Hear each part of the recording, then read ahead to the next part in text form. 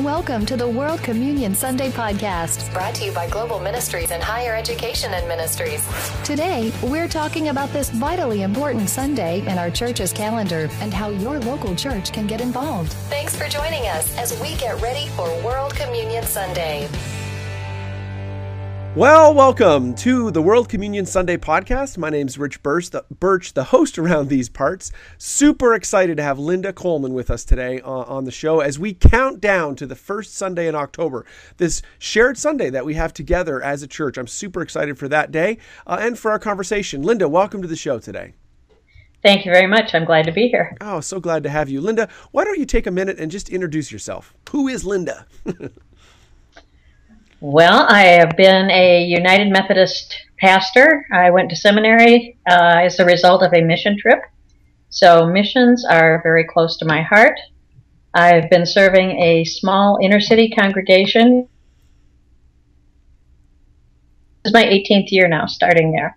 Okay. So, and we are a very mixed congregation. It's one that was all Anglo-Saxon when we came, and they are very mixed at this point, so we have a multicultural group. Very cool. It's exciting to hear about, I know a lot of congregations haven't been able to navigate that transition well, but it sounds like they have at your church, which is encouraging.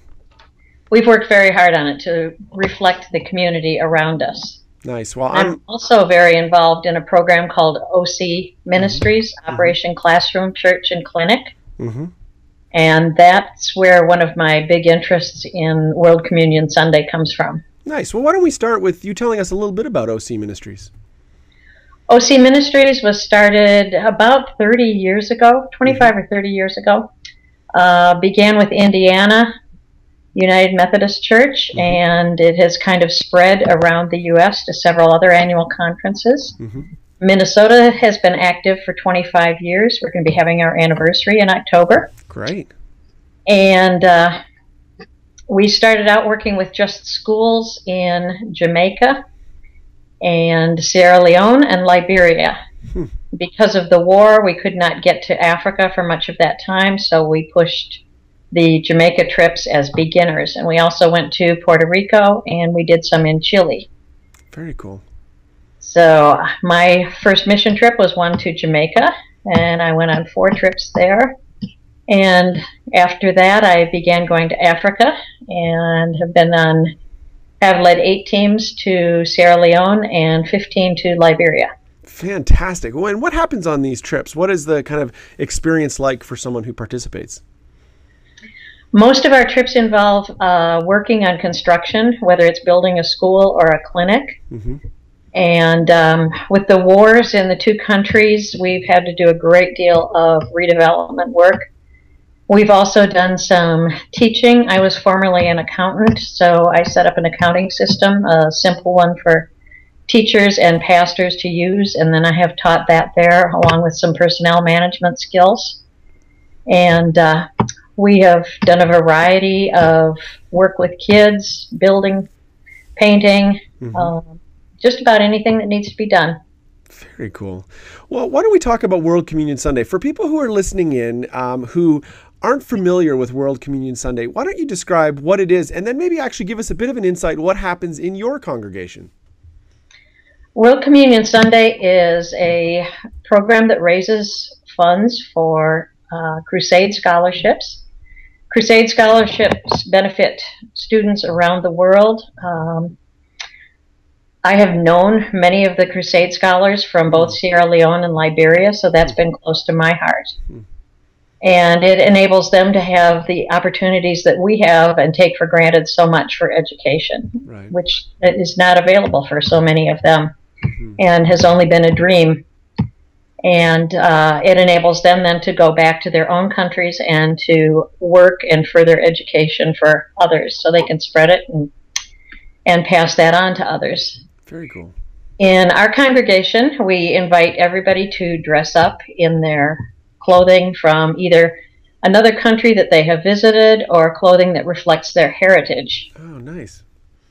And so we have a variety of dress then on that day. One of the funny things was several of my Liberians who have become citizens in the U.S. one year for World Communion Sunday dressed up in American clothes because they said that is now their heritage and that's what they wanted to reflect. And these are people who wear Liberian clothes every other weekend. Huh. So that was kind of... That's fun. So what did American clothes look like? Was that like T-shirts and jeans, or was it ties? Yep, it was. It was T-shirts and jeans. Oh, very cool. That's fun. That's very cool. We also have a variety of bread on that day. And our children's time, all of the kids, and we sometimes get adults too, come up and they get to sample all of these kinds of breads. We have 2 huge baskets. Very cool. And we have bread from around the world. French bread, Italian bread, croissants, Mexican rolls, English muffins, tortillas, all kinds of things. Usually 20 to 30 different kinds of bread products. And all the kids get to sample all of them. And then after the service, the adults come up and everybody has tastes of all of the different kinds of bread also. But for the kids, we talk about how bread looks different on the outside, and bread may be in different shapes. It might be in different colors. Some of it might be round, some of it might be tall and skinny, and that's just like people. We are all different shapes and sizes and colors, but as bread is all bread, we are all people. Very cool. Now, it sounds like the thing I love about what you're doing is you're really embracing, even within, all the, whether it's the clothes or the bread, you're trying to find ways to infuse kind of a global culture into this service, which I'm sure benefits your congregation throughout the year as you try to, reach out and be a multicultural congregation. Have you found that to be the case? It is. A lot of my preaching is based on mission trip experiences and experiences with friends of mine who live overseas. And this is just another way to help tie in those who are here in the congregation with those that they hear about, and also to tie in some of our newer members who come from other countries. Very cool. Earlier you had mentioned that you've interacted with a number of students who have received scholarships through the World Communion Sunday special offering. Is there a student or two or a story that kind of sticks out in your mind about a particular individual who's received funds through this Sunday? There's one young man who was from Liberia, and he finished his high school education. He was out of school for quite a while, but he always had that idea that he wanted to go back and get further education. Okay, yeah. And he finally got a scholarship. He was able to come to the United States and go to seminary, get a seminary education, and become a pastor. Wow.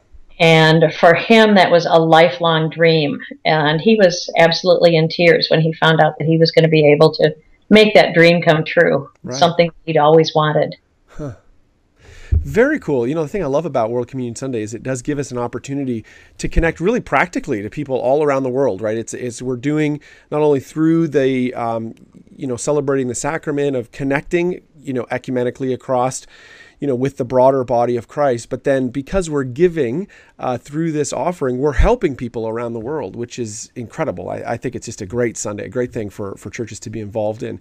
Now, what would you say to a church there may be church leaders who are listening today who are thinking, I don't really want to participate in this thing. It's another Sunday. I got something else I want to do the first week of October. What would you say to them? How would you encourage them to become involved with World Communion Sunday?